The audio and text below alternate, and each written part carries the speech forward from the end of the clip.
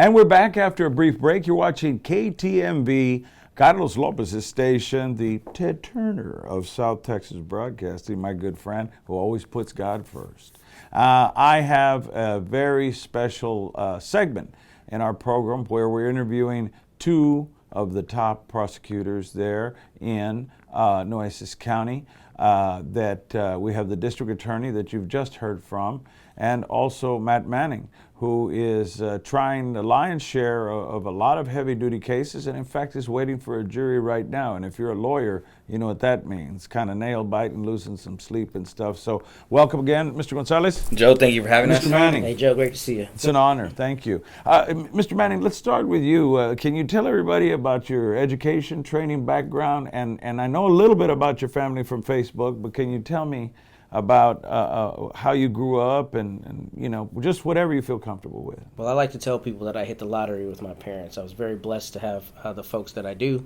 My father's a pastor, and my parents are alums of the University of Texas. So accordingly, I was born and raised in Austin. When I graduated high school, I went to college at Howard University in D.C., and then I went to law school at the University of Toledo in Ohio. I did a year at Texas Tech. And when I got done, I decided to move permanently back home to Austin, start a firm. But I actually got a job down here in Corpus, and I moved here, and I've lived here in the sparkling city by the sea for 7 years now, I think, since 2012, 2013, somewhere. I can't believe the years have gone by. Now, you and Mr. Gonzalez, in fact, practiced law together for a time before you all went to the DA's office. That's right. So actually, I think I'm the first person Mark told he was going to run for DA. I was his associate for a while. He stole me from the DA's office, and I came into our office in private practice, and he told me he wanted to run for DA. I told him it was crazy, but obviously there are some plans afoot that we didn't know about, and thankfully he's had the opportunity to serve the citizens for the last few years. And how about you? You're serving the citizens. In fact, being the second in command, you yourself have the crown of having to try the cases. You've tried how many murder cases this year? And we're only in May. Well, since October of last year, I've tried 7, I just counted, or 8 actually, eight cases, all of which were murders or, a case where someone lost their life. But here's the interesting thing. I don't actually have to try them. I could delegate, and I do. We have very, very able-bodied staff, but I like the community to know that the person who was elected to be the DA and the person whom he trusts to be his number 2 are still working for the people, actively working, and not merely putting the most important tasks that we have, on the back burner or just assigning them. I mean, they're shouldering the burden, and that's why I'm in the courtroom as much as I am. Administration has a lot to do with it. How many prosecutors? 45? Yes, sir. And that's a budget you've got to watch out for. And a lot of people may ask out there, well, wait a minute, how come that guy got indicted and this guy didn't? Attica, that kind of thing. Why?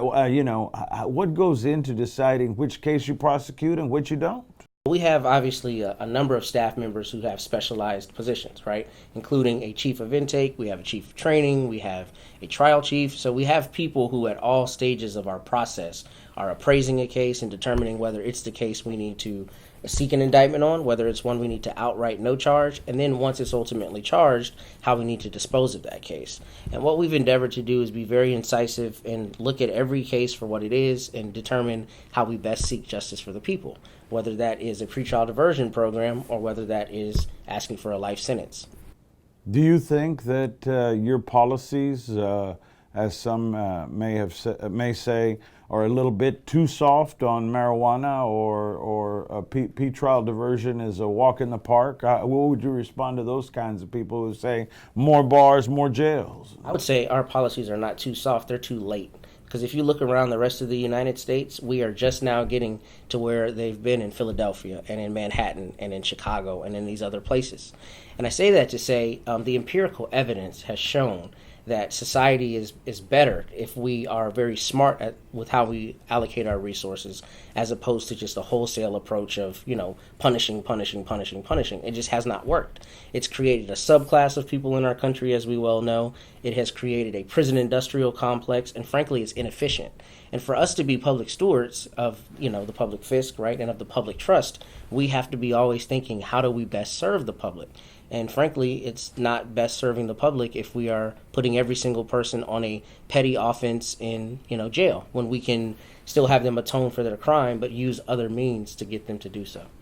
Mr. Gonzalez, you've gotten the brunt of the national interviews and a lot of the spotlight, which can be very, it's pressure inducing. Sometimes you feel the heat, but both of you all share in the blame and in the praise. They're always with you when, everybody's with you. Success has many fathers, and, failure has the B word.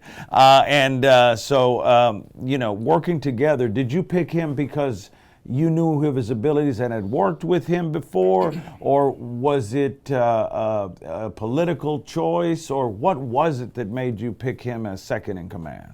Obviously, all of the above. I mean, you heard the answer he just gave you. I couldn't have said it any better. But Mr. Manning, number one, is a great trial lawyer. I knew that right off the bat. That's why I had to steal him from the DA's office. And number two, more than a great trial lawyer, he is a very loyal and good friend, and someone I would consider even family. I could tell you when you're in a room where sometimes people are not on your side, it's good to have someone that you know that you can trust. And not only with trust in a family sense, but trust to get the work done. Mr. Manning works very hard. Not only does he, have the community's best interest, but he always has our office's best interest at heart too. So and most people would say, back then he was 30 years old, African American, very young to be second in command, and even he thought, maybe this is not a good decision. He's like, "Are you sure you want me to do this?" I said, "I wouldn't have anybody else." Wow. So, it's just, and I think it's worked out. I think Nueces County is very lucky to have him, and I know I am to have him by my side. Les Cassidy and I, from the dark side, crashed your Christmas party, sure. And it was a lot of fun. We went over there to, I think one Christmas, over there to Joe's Crab Shack. I tried to buy everybody at least a drink, and we went over there. But we saw the unity. There was a lot of happy people there. You gave out awards for most improved prosecutor. You gave out awards for people to need to try a little harder. And it was just a spirit of that that I saw. There was a lot of community there, and giving people that ordinarily would not have had a chance to be prosecutors, giving them tremendous amounts of responsibility. And then you had a mixture like with not Mr. Manning, Mike Gordon, my buddy. He stopped drinking those huge Whataburger cups, and he switched to some light cup or something. He lost weight, but he's been there a long time. So you have a combination. You've got experienced warriors and then new warriors coming to the camp, but everybody seems to be mixing well together. The work we have is very hard. Our staff is, the second most underpaid lawyers throughout Texas, right? We're the second from the bottom. Are you serious? And the work is the same, and even more so, at least in Nueces County versus Jim Wells or Clayburgh or Sin. They're here because they care. They're here because they want to do a good job. And so even though our work is hard, we hope that we can provide an environment where people can, if they need some time off or they need to go somewhere to pick up their kid or something, that's okay. And they feel welcome, and they don't feel like we're watching every move they make. We give them discretion now. I remember when I was a defense attorney, there was a red signature, and you can only do this and times two, and that's not the way it works anymore. Right. These people have, some of them have given their lives, to this office, Mr. Gordon and a lot of the others that have been there forever. Oh, yeah. But, they've gone to school, they've passed the bar, we trust them to do their job. And so we hope that even though you're not the most paid or not even in the medium paid, I hope that our environment at least is welcoming. My wife loves Law and Order, special victims. On the weekend she's doing what she does best, trying to fatten me up and make some cookies and brownies. But she loves it. I wanted to get inside the head of a prosecutor. And this question to both of you, starting with you, Mr. Manning, what is the most exciting part of your job during the trial process? Let's focus in on that. In the trial process, is it the opening, the selection of the jury, the closing, or is it waiting for the verdict? Well, you know what? It's definitely not waiting for the verdict, which I'm doing right now. I'm on pins and needles. But for me personally, I would say it's closing arguments and it's actually cross-examination. And that really comes more so from my days as a defense attorney. And for the public who doesn't know, we have certain strictures on how we can ask our questions when you are the one sponsoring the witness as opposed to the person who is cross-examining the witness. Yes, sir. And obviously you know that. But having been a defense attorney, I just really honed my abilities to cross-examine and to examine, and that's one of my favorite things to do. And then closing arguments. Closing argument is really the quintessential part of a trial lawyer's kind of tool bag, right? This is where you tell the jury, I laid it out for you, I proved my case, or I've shown that they haven't proved their case. And that's the part I really love the most. And it's a tremendous response because I remember as a defense attorney, saw you all in trials, and many of us say the same thing. We don't have to prove anything. It is the state's burden. Right. Now you all have the burden. So to you, Mr. Gonzalez, what is the most exciting part when you try cases? I would agree with Mr. Manning. One of the, maybe not one of the most exciting, but one of the hardest part of any case is if you can't prove your case and you have a victim's family. One thing that I never thought I would experience as a defense attorney, I'm sure maybe you may agree with this and maybe you will as well, Matt, is, it's always you and your client versus the government, the state, right? But when you're the government and when you're the state, you also represent the citizens, but you represent the victims' families. And it's not like a show. When your case is over, those victims still have to go out in the community. You will still see them. That hurt will still be there. And so that's why it's very important, the job that we do, And we don't ever want to convict anyone who we don't feel or we can't prove the case. We don't want somebody innocent to go to jail, ever. That should never happen. But we also know that the responsibility we have to those families who have been victims of crime is a huge one. And it just makes this job a little bit more harder, but the responsibility is something that you just you can't get away from. Is it a hard thing when you have to say no to a prosecution and perhaps a family says, why can't you prosecute this case? My family member has been injured, my child has been hurt. Why can't you prosecute this case? And how do you answer them? I can't even begin to imagine. Those are the worst days. When you're going to meet with the victims' families that it's going to be a hard day for everyone. I just met a lady yesterday, and her daughter was involved in an incident where she was it was a intoxication manslaughter.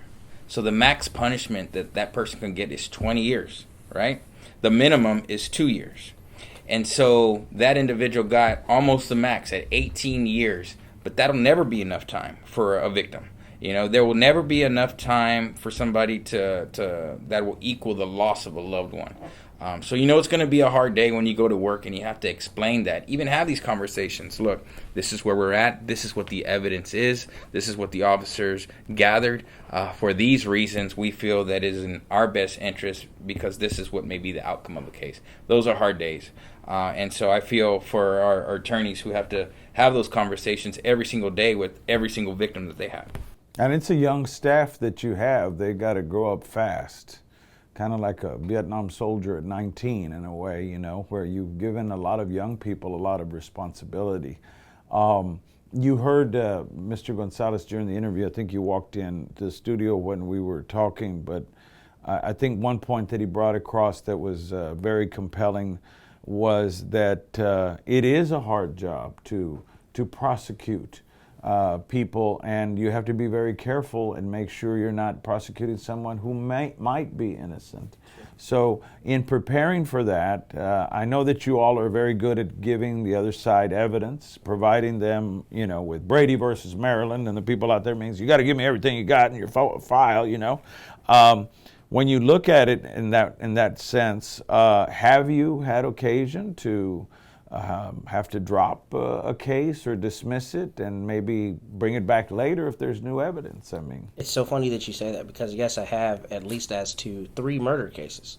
And wow. And even on murder cases, people, it's kind of unfathomable for citizens to say, man, this person's accused, how can you not prove it? But what I try to always explain is a couple things. Number one, we have a duty not only to provide all of the evidence, but we have a duty to do our due diligence as much as we possibly can. So one of the things Mark instituted in the office is we changed the role of our investigators. We essentially have an investigative police force on our staff now that helps supplement all of our files. So we make sure that if this is the person we're accusing, we have uncovered every stone to make sure he or she is the right person who's being accused of the charge, number one. But number two, anytime jeopardy attaches, meaning we start a trial or we start a proceeding or something like that, that's where it's the point of no return. And I think a lot of times people don't understand that if we go forward on a case where we're just not quite sure that the case is trial ready, then we can be in a situation where a person who's absolutely guilty walks free because we haven't done our homework. So we try to make sure we put all the work in on the front end to make sure there's no question when we're standing up and saying the state is ready to try to prosecute a case. I always say closing arguments to those couple of 100,000 people that flip by my station between ABC and NBC, and but also we're putting it on social media now because people are going to that. TV's becoming a dinosaur in its last roar. Sorry, Carlos, you know that. We're putting it on social media, you too. What would you like to tell the people out there? Is there something that I have not asked or you'd like to address with them? Oh, just thank you. Thank you for your trust. Thank you for your support. And thank you for allowing us to do the job. And thank you for allowing us to be transparent. I think one of the things that we've done well and that we're always endeavoring to do better is to make sure people understand everything that we're doing, but also understand how the system works. I think historically we've had a problem where a very small number of people have the information, but it affects everyone. And we're trying to change that. We have to suture that gap so people in every part of town know how the system works, know what their DA's office is doing, and can appreciate the task that we undertake and the effort that we put forth to be successful. In your final words, and I want to just interject something, I want to thank you for everything that you have done, the policies you've instituted, but people still think in color in this country. Racism isn't going away. It's kind of like 20% chance of rain. It's always going to be there. But have you found that people have evolved as far as what they think of you? They stop you on the street, or do they still have that first year mentality of wild Marlon Brando, riding motorcycle with a not guilty tattoo and take off your shirt for me, please, kind of thing? It depends where I go in town on how much love I get. But I can tell you when I go to the HEB on Port, I get a lot of, you're doing a great job, Mr. Gonzalez. But even when I go to more conservative areas, I still feel that, I still get that sentiment. But I think it's because one of the things that I realized early on is that even conservative people are going to, go ahead and say, you know what, this makes sense. And some of the policies that we've implemented are of physical ones, where we're trying to save the taxpayers money. And so even though I may be, the wild guy, or maybe the policies may be something that you may not agree with, but financially, they're responsible. And so you're saying, you know what, that makes sense to me. The jail's overcrowded. We're saving people, taxpayers' money, $81 a day. People aren't going to jail that shouldn't be going to jail. We're not having to care for them while they're in jail. If they're pregnant or they have some sort of illness, we have to foot that bill. They're not in there anymore. Or if they get hurt in jail, the county's not going to get sued. And so when you look at those things outside of who's giving you those ideas or even those policies, you may say, you know what, that makes sense, and I'm okay with that. I might not like Mr. Gonzalez and his tattoos, but I like the policies that he's implementing because they're saving us money. And a lot of people ride motorcycles. Judge Joe Benavides, I don't know where your tattoo is, but I know you have a good Harley. Semper Fi. Yeah, Semper Fi. And thank you, District Attorney Mark Gonzalez. I want to thank you for coming on. Thanks for having us, Joe. And Second in Command, Matt Manning, thank you, sir. Thank you. And a big shout out to both y'all's family. They must be very proud.